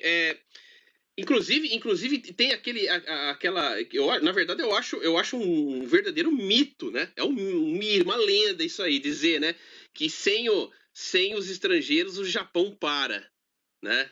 O que você acha disso? Eu acho um mito isso aí. Eu acho uma lenda, né? Porque a grande maioria das pessoas que usam esse jargão são as pessoas que estão trabalhando no chão de fábrica, são o pessoal que faz o trabalho braçal, né? Então eles acham que ou seja, se não tem nós aqui, isso aqui para, né? O que você acha disso?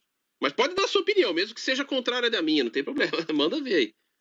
Olha, eu não sei porque eu não trabalho nessa área aí de fábrica, né? Eu não sei quão importante... Aliás, eu sei quão importante porque eu já ouvi que tem muitas cidades que foram construídas pelo trabalho de Kasegi, né? Eu acho que Minokamo, né, província de Gifu, eu já vi que os japoneses são muito agradecidos aos brasileiros que trabalham lá, né? Mas olhando para a situação atual do Japão, na qual a taxa de natalidade é muito baixa, eu acho que tem um certo fundamento, porque eles precisam de gente para trabalhar, ou talvez seja questão do orgulho deles, que eles não querem realizar essas funções. Aí eu já não teria como saber. Mas acho que precisam de mão de obra, sim. Só que eu não acho que é só para essa mão de obra que eles chamam de não especializada. Eu acho que gente da minha área seria muito útil aqui, né? Exatamente. Muito obrigado pela sua resposta. Eu já, como eu tenho muita experiência em trabalho de fábrica, né? Então eu observo muito aí o imaginário das pessoas, né, dizendo e usando esse argumento de que, nossa, né? Se não tiver os estrangeiros, isso aqui vai parar. Eu já não concordo tanto assim. Só que não tem, logicamente, só esse tipo de trabalho para ser realizado no Japão, como você bem frisou, né? Tem também vários outros trabalhos que são trabalhos que exigem uma qualificação e que tem também as suas necessidades, né? De estar contratando estrangeiros. Só que aí que tá, né? É tudo no Haken Shain, é tudo no contrato temporário, é tudo, não, você vem aqui, trabalha 3 anos, volta pro seu país. Aí a gente pega mais. Essa coisa da entrada dos asiáticos aqui no Japão. Como que você vê isso, ô Júlio? Porque, olha, no último ano aí entraram centenas de milhares, né? Principalmente vindo do Vietnã, Indonésia. Como que você vê isso? Como que você conseguiria explicar isso pra gente na visão do japonês? Com relação a esse pessoal aí. Olha, eu não sou especialista de mercado de trabalho, é só a minha opinião, né? E remete um pouco que a gente falou antes de que o Japão não fecha se não tiver mão de obra estrangeira. Então, eu acho que esse influxo aí de asiáticos mostra o contrário. Eles estão precisando de mão de obra. E eu conversei com no táxi foi bom que eu conversei com muita gente, né? Eu conversei até com chachos de fábrica, né? Que falavam que as fábricas estavam fechando por falta de mão de obra, né? E agora que essa coisa dos descendentes japoneses que estão na 4ª geração Xeon 6, né? Tá naquele impasse do pessoal entrar aqui, eles estão procurando mão de obra em outras áreas, né? Em outras áreas, quer dizer, da Ásia, né? E o que eu ouço é que eles também fazem isso porque a mão de obra é mais barata. É só isso que eu vejo no momento, né? Certo. Legal, Júlio. Deixa eu colocar a minha imagem aqui. Beleza, então. Bom, eu acho que a gente já até passou um pouco do tempo aqui, já estamos há mais de 1 hora conversando, né? Foi mais de 1 hora de live. Foi bastante interessante aqui. A grande questão, né? Principalmente no que eu observei nos comentários ali, da primeira postagem que eu fiz, né? Por que você não vai trabalhar em fábrica? E não sei o quê. A grande questão e no que você falou agora sobre a entrada dos asiáticos, você achar realmente tem uma necessidade, né, de trabalho estrangeiro, mas por que eles não abrem, né, um pouco mais as oportunidades para que o estrangeiro tenha estabilidade aqui no Japão? Essa é a grande questão que fazemos. O que você acha? Eu acho que esse aqui é a ferida do negócio. A gente está tocando na ferida do negócio, estamos no núcleo aqui. Por que eles não abrem um pouco mais essas portas aqui para os estrangeiros, pelo menos se efetivarem, terem aqui uma estabilidade maior? Porque, por exemplo, lembra que eu conversei com você ontem sobre algumas empresas aqui no Japão, inclusive empresas de segundo escalão, que tem lá os seus funcionários de Haken-Shain, ou Kikan-Shain, né? Trabalham lá 3, 4, 5 anos, 6, 7 anos trabalhando no mesmo setor. Aí eles vão lá e falam, você quer ser Seishain? Então aqui, faz essa prova aqui. A maioria não consegue entrar. Não sabia dessa informação. Você falou ontem pra mim, eu nem sabia, mas tem várias empresas que o cara tá trabalhando 10 anos, 7 anos, mais de 5 anos, o cara já tem... Pô, se o cara tá todo esse tempo nessa empresa, ele já não é prova de que ele é bom o suficiente para a empresa. Ele já é capacitado, experiente no trabalho. Exatamente, ele já é experiente. Por que tem que meter uma prova no cara, com aqueles kanji, né, com kanji ali e tal, não sei o quê, sendo que a grande maioria não vai conseguir passar. E muitas vezes é prova em japonês e prova em inglês. Então são questionamentos que eu faço, são perguntas que eu faço. Se o Japão está precisando mesmo dessa mão de obra, por que não abre mais as portas para que essa mão de obra se torne efetiva aqui no Japão? Porque Itsumademo vai precisar, não é? Não é essa a questão em si que nós estávamos conversando. Mas o que você acha disso, então, Júlio? Essa que o grande ponto e o ponto principal do nosso tema, da nossa live aí, né? Por que o Japão não há? Qual que é a sua visão? O que eles têm? É preconceito mesmo? Não gosta mesmo do estrangeiro? Tem medo que os caras tomem o país? Como que é? O que você acha com a sua experiência aí? Então, eu achei interessante o comentário em torno de... Eu esqueci o nome da menina, que falou que eu tinha que descer do pedestal, né? Não, eu acho que são os japoneses que têm que descer do pedestal e tratar a gente como igual, porque nós vimos para cá, nos esforçamos. Eu respeito muito a comunidade Nikkei que trabalha em serviços insalubres, chefe gritando na cabeça, às vezes serviço muito perigoso, ganha mal, não tem estabilidade, mas apesar de tudo paga imposto igual o japonês, mas não tem o mesmo tratamento, né? E eu não entendi o que você falou aí. Eu não entendo porque o japonês pega o cara que está estável, está trabalhando bem, manda embora para contratar outro. Isso não faz sentido. Isso do ponto de vista da gestão, para mim, não faz sentido, né? E no caso, já que estão precisando de mão de obra, porque não abre para todas as pessoas. Especialmente no meu caso, seria mais difícil eu entrar aqui e trabalhar, né? Mão de obra especializada, né? Exatamente. Ó, tem uma outra pessoa aqui, não sei se ela entrou agora na live, se ela tá pegando o bonde andando e tal, mas olha o que ela falou. Júlio é igual político. Não responde o que perguntam, muda o assunto, sai do foco. Júlio não quer trabalho, nem dinheiro. Senão tava na fábrica.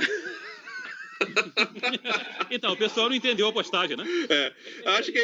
Acho que pegou o bonde andando. Aí ela falou que ela estava trabalhando como Tsuyako em uma empreiteira, trabalhou na prefeitura, trabalhou no hospital. Você vê, também tá numa situação de, por mais que ela saiba falar Nihongo, tá pulando de emprego em emprego, então, e não tendo um emprego efetivo.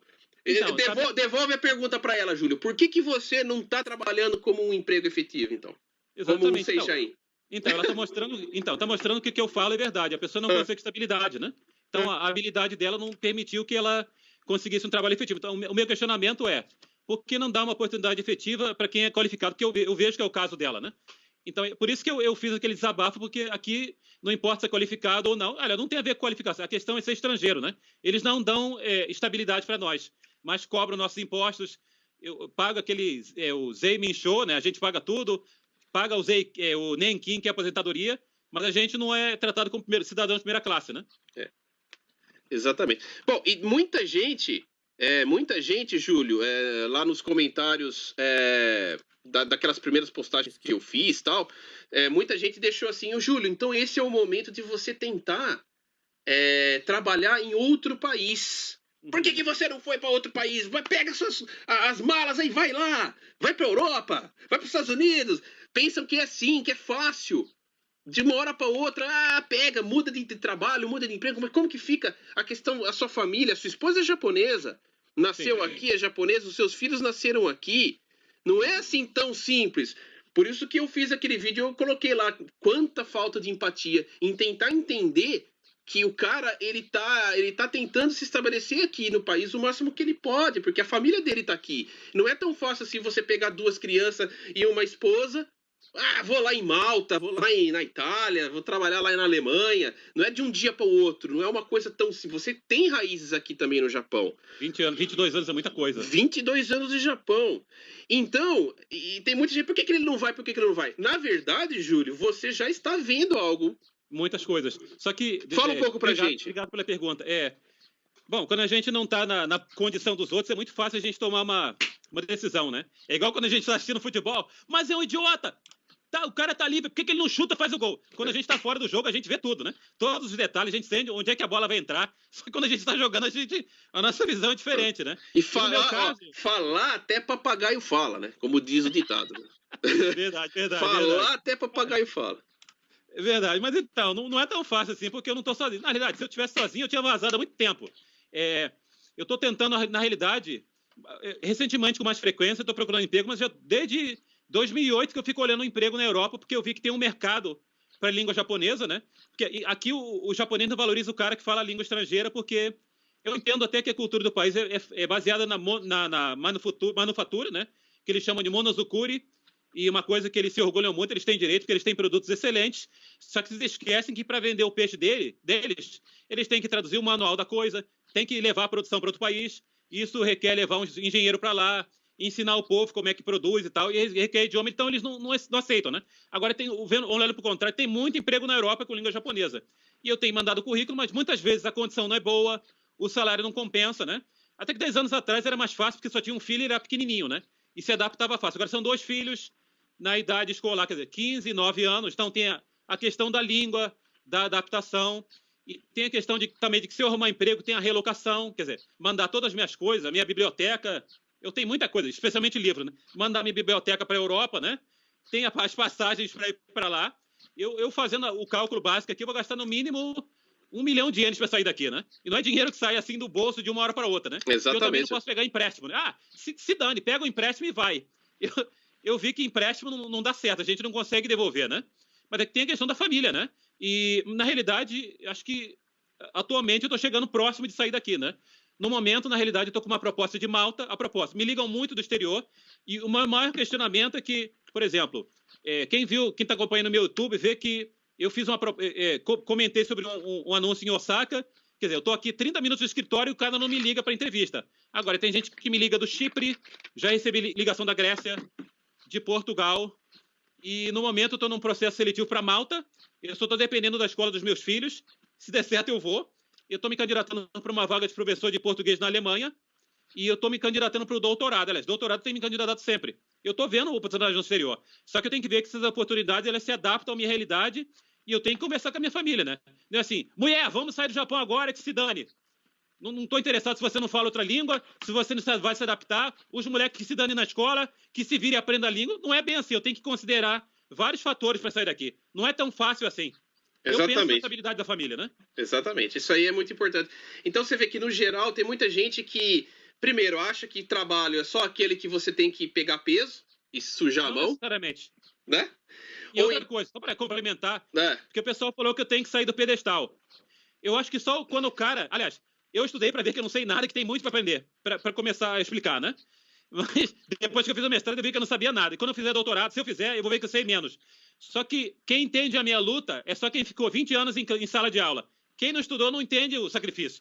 E o que eu quero não é chegar no trabalho sendo chateau. Eu quero ser reconhecido e trabalhar na minha área. Eu acho que é o sonho de qualquer pessoa que se esforçou e continua se esforçando. Eu estou estudando ainda, não parei de estudar, né? É simplesmente querer uma oportunidade para aplicar o que eu usei. Se a pessoa vê isso como arrogância, eu não posso fazer nada. É aquilo que eu tava falando, né? Tem muita gente que pensa que trabalho primeiro, tem que ser pesado, tem que ser aquele que você fica todo sujo, né? E que só existe trabalho de fábrica, e que se você quer algo melhor, você tá fazendo o corpo mole, entendeu? Que estudar é perder tempo, entendeu? Então, eu acho que o problema, perdão, é a visão que nós temos de educação no Brasil. Eu lembro que quando eu comecei nessa onda aí de estudar, tinha 14 anos, eu comecei para uma escola particular boa, que preparava para colégios militares e faculdade. Eu via que eu comecei a me separar dos meus amigos, porque o argumento deles, tu é um metido, quer estudar, eu quero ver tu carregar um saco de cimento. Eu acho que, infelizmente, tem essa mentalidade no Brasil. Eu não tenho nada contra pedreiro, aliás, o que seriam as construções sem os pedreiros? Mas eu acho que tem várias áreas na vida, várias áreas de atuação. A pessoa não tem que ficar presa ao trabalho físico. E eu não acho que seja uma coisa inferior para ninguém. E quem sou eu para pisar é quem trabalha em fábrica, né? Eu acho que tem várias opções, cada um quer seguir numa área diferente. Eu não vejo nada de errado nisso. Eu sou arrogante só porque quero trabalhar com idiomas que É a coisa que eu estudei a vida toda e eu tô Você pronto para trabalhar. gosta, você Eu gosta.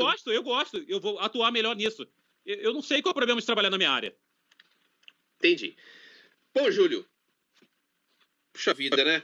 Muito prazer em conversar com Prazer, você foi um aqui, prazer né? conversar Olha, com já você. mais de 1h20 aí, né? De live e tal, muito material importante nós conseguimos aí obter através da sua... Desculpa, assim, deixa eu me interromper um pouquinho. Eu acho que essa conversa é importante para a gente bater papo sobre esse assunto de estrangeiro que mora aqui, quer se efetivar, para que o governo abra mais as portas para que as pessoas fiquem aqui de boa, né? Porque é difícil para a pessoa se estabelecer aqui, né? Já que eles estão precisando de mão de obra, eu acho que eles têm que repensar o modo como eles nos aceitam aqui, né? Porque, de fato, nós contribuímos para o país, mas não somos vistos como iguais. Eu acho que é uma coisa que a gente tem que debater, né? Isso faz parte da realidade, né? Porém, o que eu tenho observado bastante, eu, como estou trabalhando já há algum tempo com a internet, e você sabe que a internet tem se tornado um ambiente tóxico ultimamente, né? Tá Sim. complicado. Você tá trabalhando também, você também tem o seu canal. É complicado você trabalhar com pessoas, né? Principalmente na internet. Mas eu tenho observado que você falar a realidade das coisas tá soando como sendo negativo, mas aí que tá, a vida ela massacra mesmo. Ela é assim mesmo. Verdade. Fala pra mim, é difícil pra todo mundo, pra grande maioria das pessoas é complicado mesmo. A gente tem que correr atrás de batalhar, suar muita camisa, a gente vai ter muitas situações difíceis, situações tristes, essa é a vida. E com o passar do tempo, a gente vai adquirindo experiência e a gente vai se encaixando naquilo que... E sempre procurar o melhor. A gente esse é o nosso objetivo, é o que você está fazendo. Simplesmente você... alternativas. Você abriu o seu coração, você fez um desabafo, e eu tenho certeza, Júlio, que o que você está falando aí não é só você que pensa dessa forma, eu tenho certeza que é a condição de muitas pessoas, muitos brasileiros no Japão, entendeu? Muitos estrangeiros que moram aqui. Não é só você, a questão é que tanto eu quanto você, né, a gente que faz esse vídeo, conteúdo pra internet, a gente dá tapa à cara, né? Comprar briga. Dá a cara ao tapa, né? Cada coisa que o povo fala, fica assustado, né? Assustado. Deixa eu dar uma emenda aqui, porque o pessoal falou, desce do pedestal e trabalha. Parece que eu sou vagabundo, não quero trabalhar. Para começar, eu estou recebendo seguro-desemprego, que é um direito meu, adquirido por mérito, porque eu pago aquele tal Koyo-Hoken. É descontado do meu salário, agora não, porque eu não estou trabalhando. Assim como é descontado o seguro de saúde e a aposentadoria dos japoneses, muitos que odeiam a gente, né? Então é por direito, e eu estou aproveitando esse tempo, porque quando eu estava no táxi eu não tinha de tempo e ânimo para fazer nada. E eu estou aproveitando para tentar fazer essa mudança de carreira, né? Tenho feito também entrevistas para a Europa. Quantas entrevistas eu já não fiz aqui, né? Para a Irlanda, para Malta, para a Inglaterra, né? E eu estou tentando achar esse caminho alternativo para viver do que eu sei fazer melhor com idiomas, né? Estou investindo no meu canal do YouTube que está crescendo, montei meu curso de japonês online, quem tiver interesse, vou montar um curso de alemão. Então eu tô correndo atrás para trabalhar na minha área. Eu não tô vagabundando aqui, né? Sem fazer nada, fazendo mimimi. É como o pessoal tá me vendo, vagabundo, vai trabalhar. Eu tô recebendo seguro-desemprego, é direito meu, né? Totalmente. Uma pessoa deixou aqui um comentário. Isso aqui também é uma situação que eu vejo bastante na internet, né? Caipira. A Dani, ela fala assim, Caipira, acho que vocês não estão aceitando o fato de que na internet todos podem expressar suas opiniões. Muito bem. Todos podem... Eu vou responder, se você quiser responder depois. Sim, não, né? Vai. Todos podem expressar as suas opiniões. Porém, isso não significa que eu vou respeitar as opiniões de todos. Ou de todas as opiniões. As opiniões, para mim, para que eu possa respeitar uma opinião e falar, realmente isso aí eu vou parar para pensar. Ela tem que ter um bom argumento. Sim. Ela tem que ter uma boa base. Só uma adenda, acho que serve para... acho que essa política, essa etiqueta falar na internet. Você pode falar o que você quiser, mas seja educado. No meu canal também, eu escuto várias opiniões. Mas tem uma diferença se o cara chega já xingando e agredindo, o cara chega educado, né? O cara chegou de sólido, eu bloqueio. Eu não sou obrigado a ficar escutando ofensa também, né? Tenha a sua opinião, mas seja educado, né? Legal. É isso aí. Eu também, ultimamente, eu tenho bloqueado bastante aí os garotinhos juvenis, eu falo, garotinho juvenil. Não, porque o cara se aproveita daquela barreira, ele se aproveita da barreira que é a internet, bota um avatar lá do Naruto, né, pra achar que é poderoso, e acha que pode falar o que quiser. Mas no meu canal eu só falo uma vez, bloqueio, pi! Tá certo. Eu não tenho obrigação de ficar escutando isso, porque a gente faz conteúdo, é claro, a gente não pode agradar a todos, né? Mas a gente faz conteúdo para quem gosta do nosso trabalho também, né? Não para quem quer avacalhar o trabalho, né? Exatamente, né?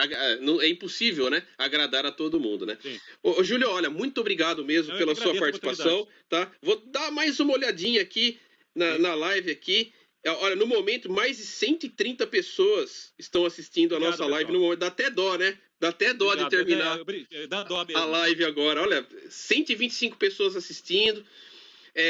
Muita gente aqui que eu conheço está assistindo também. Muitas pessoas do Brasil assistindo a sua live, dizendo que você realmente é um bom exemplo, um ótimo exemplo, uma pessoa que se esforçou bastante. E tem muita gente aqui. Depois você pode entrar na minha live, essa live vai virar um vídeo, né? Aí você vai ver os comentários, se você quiser responder também os comentários, né?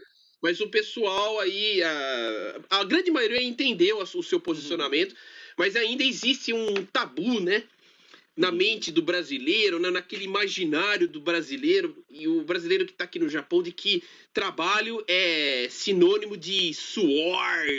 Nossa, você tem que suar a camisa e ficar todo estourado e levantar peso. Isso aí é uma cultura que vem do Brasil, né? Sim. Você é o fodão, então eu vou carregar muito peso e vou andar 20 km por dia. Eu acho. Carregando as máquinas e tal. Eu acho que eu entendi. Eu acho que é a cultura do machão, né? É o cara que não cansado, ele aguenta tudo, faço zangueô mesmo todo dia, 10 horas de zangueô, com duas, eu sou o cara. Só que ele esqueceu que uma hora ele vai ficar velho, ele não vai aguentar o tranco o tempo todo. Então eu acho que a pessoa tem que pensar em plano B sempre, né? Opções, né? E é claro que é importante sempre se qualificar, né? Eu não tenho nada contra trabalhar na fábrica, mas por que o cara não pode aprender a língua, vira o hancho, né? Vira o bucho e crescendo na carreira, né? O cara não precisa... Não tem nada de errado começar por baixo, mas por que não crescer? Tentar fazer coisa diferente, né? Certo. Legal, Júlio. Olha, muita gente aqui, infelizmente eu vou ter que terminar a nossa live. Ficou até um pouco longa, né? Quem sabe a gente pode fazer uma parte 2 aí, né? Claro.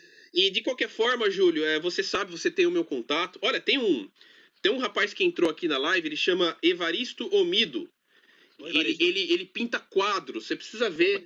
O cara é um verdadeiro artista. Tá aí, você vê. Tá fazendo o seu trabalho, já tá empreendendo, tá vendendo os seus quadros também, as suas obras de arte. Você precisa ver que coisa linda. Se você quiser aí um quadro dele lá, entre em contato com ele, chama Evaristo Omido, né? Eu faço questão de falar dessas pessoas, porque realmente eu conheço muitos que estão correndo atrás e que já desencanaram desse negócio de ser Seixain, entendeu? Já desencanaram. Exatamente. Estão aí empreendendo. Eu acho que é importante o cara achar o caminho dele. Se o cara tá feliz como empregado de fábrica, ótimo. Só que tem gente que não tá satisfeita, é meu caso. Eu acho que o tratamento que eu tô recebendo não é justo. Tem emprego na minha área, mas eu tô sendo barrado pela nacionalidade. E eu quero ter oportunidade, né? Simplesmente. Todo mundo quer ser lugar a sol, né? E cada um acha de um jeito, né? O cara empreende ou o cara trabalha para uma firma, né? Acho que não tem nada errado com isso. Ô, Júlio, uma última pergunta aqui. Acabou de entrar uma pessoa, um amigo meu, que ele tá sempre acompanhando as nossas lives, né? O Marcos Ogata. E aí, Marcos? Eu já ouvi esse nome, eu acho. Tá, ele mora aqui, inclusive, né, também na província de Aitken. Ele pergunta assim, olha, ele fala assim, cheguei agora, não vi as perguntas, mas eu tenho uma filha no Chugaku, eu devo incentivar ela a fazer uma faculdade no Japão ou uma faculdade em inglês nos Estados Unidos ou no Brasil? O que você falaria para ele? Só para finalizar a nossa live aqui. Esse aí, primeiro, eu agradeço aí a iniciativa do Marcos, né, que está se preocupando com a educação dos filhos. Eu acho que é uma coisa que a gente deveria se preocupar, né? Porque a educação abre portas. A prova viva disso sou eu, que saí lá da Baixada Fluminense, no Rio de Janeiro, para vir para cá, né? Eu acho que ela deveria estudar aqui, porque é onde você está criando raiz, eles vão ser criados aqui como japoneses. Eu acho importante ter uma faculdade para fazer o diferencial. E eu acho que abrir o leque aí de trabalho. Nem todo mundo tem que trabalhar em fábrica, né? Vamos trabalhar com os japoneses e abrir a mente deles para mostrar que a gente pode fazer outras coisas aqui, né? Para a gente não ficar sempre nesse eixo de fábrica. Eu acho que ela deve estudar aqui, fazer faculdade aqui. A não ser que você tenha plano de morar em outro lugar, né? Eu acho bom fazer uma faculdade aqui porque vai fazer um diferencial, né? Eles valorizam muito a educação aqui. Mas aí, no caso, ela vai fazer uma faculdade, ela é estrangeira, ela vai fazer aqui, aí ela vai tentar entrar no mercado de trabalho. E aí? Será que não vai acontecer o mesmo que aconteceu com você? Ou você acha que não? Como o fato dela ter estudado aqui desde criança, você acha que isso aí vai ter uma diferença aí? Ela vai poder conseguir entrar numa empresa e ser Seixain? Bom, apesar de que o conhecimento ele é bom em tudo na vida, né? Não é só só pensando nisso, né?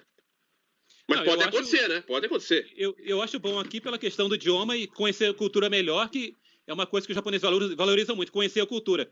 E eu acho que é importante que tenha uma geração que tenha essa consciência para poder mostrar para os japoneses que nós estamos dispostos a suar a camisa aqui, trabalhar junto com eles. Então é importante estudar aqui, né? Eles valorizam muito isso. E eu acho que tem que ter uma geração que vai mudar esse pensamento deles, né? Porque se a gente simplesmente falar, eu não vou ficar aqui de qualquer forma, vai embora, eles nunca vão aceitar a gente, né? Eu acho que tem que ter essa geração que tenta, né? É a geração que foi criada aqui, que é descendente de japonês, né? E que quer ficar aqui. Tem que mostrar para os japoneses que a gente quer ficar aqui e para pedir para eles darem uma chance para a gente. E uma universidade japonesa é um caminho de mostrar isso. A gente tem que tentar. E é o que eu tenho tentado já há 20 anos, né? Sabe o que eu acho, o Júlio? Eu acho também que muitos brasileiros que estão aqui trabalhando, mesmo os trabalhando em fábrica, que é a grande maioria, né? Que trabalha em fábrica, não o trabalho em fábrica é igual a todo e qualquer trabalho de suma importância, um trabalho honesto que dá o sustento para a família. Inclusive, muitos que trabalham em fábrica aqui no Japão, a gente tem que ressaltar isso e exaltar essas pessoas. Sim, né? não, Dá o sustento, provém o sustento para os seus familiares lá no Brasil também, tá? Sem sombra de dúvida. É coisa de base da economia japonesa, que produz peça de carro, máquinas gerais, tá dando base para a sociedade japonesa. Eu não tenho nada contra quem trabalha em fábrica. Eu abaixo a cabeça para quem aguenta 12 horas, faz zangyo, faz coisa pesada aí, né? Aguenta o chachou gritando na cabeça. É isso. Quem que sou eu para pisar nesse povo? Porém, o que eu queria dizer, né? A pessoa trabalha em fábrica, a pessoa só que veja bem, a gente tem que fazer aquilo que a gente gosta. Eu acho que isso que é o ponto focal aí, né? Isso que é o ponto principal, né? É achar um caminho em que a gente possa se sentir bem e, ao mesmo tempo, ter uma qualidade de vida. Acho que o grande objetivo de todos nós é nós conseguirmos essa qualidade de vida, né?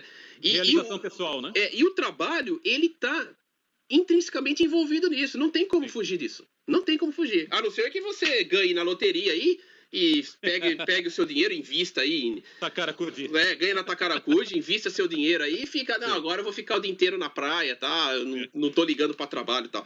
Tirando essas raríssimas exceções, né? Todo mundo procura uma realização na vida, né? E procura uma qualidade de vida também, né? Porque de que adianta você ficar ali se matando, tal, em fábrica, tal, vai chegar uma hora, você não vai aguentar mais fazer aquele trabalho. Exatamente. Né?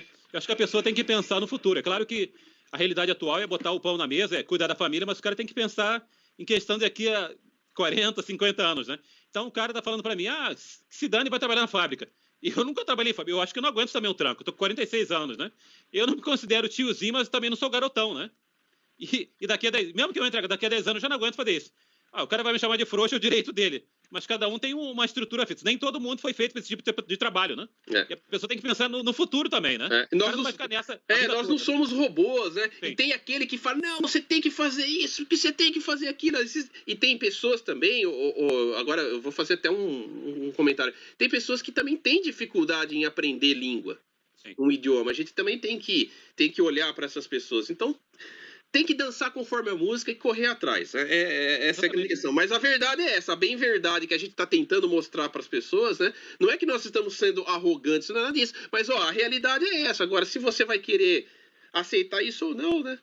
Se você acha que a realidade do Japão é só anime, não é mesmo? Tem, né? Anime. Achando que japonês é mais do país kawaii. Tudo kawaii. Kawaii. Não é bem kawaii. Não é tão kawaii. O cara tá vendo muito anime, né? Tá vendo muito Naruto. É muito Naruto. O cara Pokémon, game, essas coisas. O cara acha que o chefe do olho vai dar um Kamehameha no chefe. Não é assim, velho. Não vai dar Kamehameha. O chefe que vai te dar um Kamehameha. Tá certo, Super Júlio. Saiyajin, né? Ninguém é Super Saiyajin, né? Beleza, Júlio, eu acho que tá de ótimo, né? Tá de bom tamanho aqui a nossa conversa, né? Quem sabe podemos conversar novamente, fazer outras entrevistas, né? Live ou mesmo até pessoalmente. Quem sabe eu posso te conhecer pessoalmente um dia. É legal de te conhecer, fazer um YouTube aí. Mas de qualquer forma, eu desejo para você todo o sucesso do mundo, porque eu tenho absoluta certeza, Júlio, que você merece. E você também é uma inspiração para mim. Muito obrigado por você ser o que você é. Eu bato palmas para você. Tiro o meu chapéu, tiro o meu chapéu pra você, né? que você não tá vendo, mas eu tô sem boné.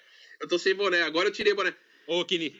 E continua aí na sua batalha, né?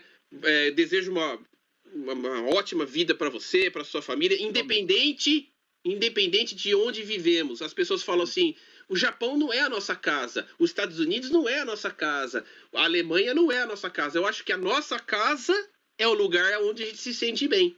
Exatamente. Deixa eu fazer um adendo, que o pessoal teve muito argumento aí. Ah, não tá feliz, vai embora. É uma falácia. Isso é uma falácia, isso aí.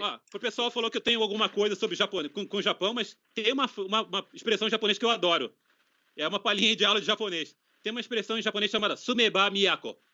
Você conhece? Não conheço. Explica pra mim. Sumeba quer dizer, é a condicional do verbo sumu, ou seja, se morar, né? Miyako quer dizer capital ou cidade, né? Ou seja, onde você está morando é sua casa. Então, o meu miyako é o Japão agora. Eu estou longe do Brasil desde 98. Eu saí do Brasil com 24 anos, estou com 46. Eu estou metade da minha vida aqui. Como é que eu vou pegar e voltar para o Brasil agora? Não tem como. A minha casa é aqui. A nossa casa é aqui. Então, a gente tem que se esforçar, tem que tentar os caminhos para ficar aqui da melhor maneira possível, né? Para gente ter um debate. Eu acho que essas conversas são importantes, né? A gente tem que pensar como que a gente fica aqui, né? Beleza, Júlio. Muito obrigado, então, pela sua presença aqui na página do Caipira no Japão. Pessoal aí que está assistindo o Júlio agora, a entrevista que eu estou fazendo com o Júlio, pessoal que está acompanhando, ó, cara, a gente está com 120 pessoas no momento, dá até dó, obrigado, né? Terminar a live, mas a gente tem que tocar a vida fora da internet também. O Júlio tem... o Júlio tem... Tem que fazer meus vídeos, né? Porque eu tô tentando virar vagabundo profissional, né? Vagabundo youtuber, então tem que fazer meus vídeos. Tá, daqui a pouco vai ter um vídeo sobre katakana. Katakana, parte 1. Tô produzindo conteúdo. Vagabundo que produz conteúdo. E olha, o pessoal que quer aprender com o Nihongo, faz um curso com o Júlio aí também, né? Entre em contato com ele. Então, Júlio, o seu canal, como que se chama lá no YouTube? Mais uma vez aqui, pro pessoal poder ir lá. Gengo Otaku. Gengo, Gengo, que quer dizer idioma em japonês. E Otaku é o que vocês sabem aí, que fica vendo Dragon Ball, anime, essas coisas de japonês aí. Cosplay é o otaku. O otaku, né? É o maníaco. É o maníaco. O nerd, é o nerdão. Nerd por idiomas, que Gengo Otaku. Legal. Aí tem a palavra Gengo Otaku. Vai lá dar uma força pro canal. Legal. Então, pessoal que estiver interessado aí em aprender também o Nihongo, o Júlio está aí com esse projeto. Entre em contato com ele. E é isso aí, Júlio. Muito obrigado pela sua presença aqui. Um grande abraço para vocês. Para você, né? Para vocês aí da sua família. Ótimo domingo para quem no Japão e boa noite aí boa noite de sábado no Brasil. Boa noite, Brasil, né? Fiquem com Deus. A semana está começando aí, né? Amanhã, né? Muitos aí trabalho. Graças a Deus, né? Quem está trabalhando.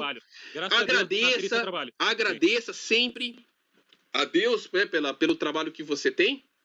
Né, procure, logicamente, sempre o melhor para você e sua família. Claro. E para vocês, brasileiros, estrangeiros que estão aí passando por um momento difícil, por causa dessa crise e tal, não desistam, né? Talvez esse seja o momento de você poder fazer coisas diferentes, né? Tem um ditado que diz que são nas crises que muitas oportunidades se abrem também, muitas portas se abrem, né? Então, de repente, esse é o momento para você poder investir um pouco em você também, se qualificar, fazer alguma coisa diferente, não entre em desespero. Outra coisa, cara, olha, eu lembrei uma coisa que eu ia falar ali. Eu tenho observado que tem muito brasileiro, estrangeiro, que não corre atrás dos seus direitos aqui no Japão. São maltratados no trabalho, sabe? Sim. São maltratados no serviço. Muitos não recebem o Yukio e ficam com medo de correr atrás dos seus direitos. Gente, corram atrás dos seus direitos, porque nós pagamos impostos aqui no Japão. Sim. Então, por isso que eu tô em casa descansando. Eu tô descansando, procurando emprego, recebendo o seguro-desemprego. Né? A pessoa tem que saber disso também, né? Então corram atrás dos seus direitos. Não é vergonhoso você correr atrás do seu direito. Não tenha medo. Sabe, se você está sendo maltratado no trabalho, procure, faça uma denúncia. Muitos sofrem pawahara, né? O Júlio, o pawahara é um problema aqui endêmico aqui no Japão, praticamente. Né? Então, se você sofre isso, corra atrás dos seus direitos, não deixa quieto. Né? Ninguém é robô aqui. Sim, e o Caipira, e isso aí não é questão só da pessoa, é para todos. Para todos. Porque se os chefes souberem que eles têm que respeitar o direito do trabalhador, vai ficar um ambiente bem melhor para todos. Quem não quer ser bem tratado, ser respeitado no trabalho?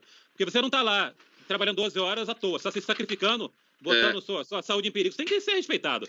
Você não é um animal, você é um trabalhador que está contribuindo para a firma. E outra, muitas vezes nós ficamos mais tempo dentro da fábrica, ou do trabalho, do escritório, do que em casa com a nossa família. Então tem que ser um ambiente bom. Claro. Né? Se esforçar para melhorar o ambiente de trabalho, é muito importante. Ninguém aguenta. Então, gente, grande abraço para todos vocês. Vamos terminar a live aqui.